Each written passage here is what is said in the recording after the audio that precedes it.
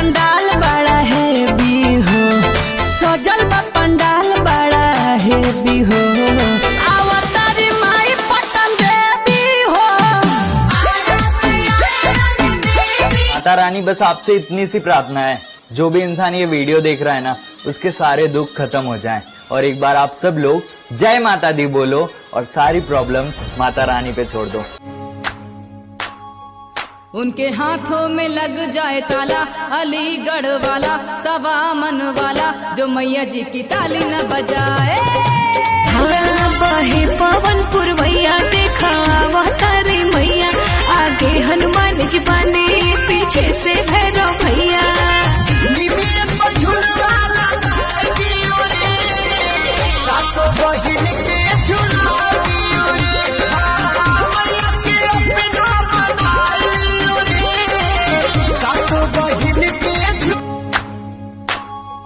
उनके हाथों में लग जाए ताला, अलीगढ़ वाला सवा मन वाला, जो मैया जी की ताली न बजाए।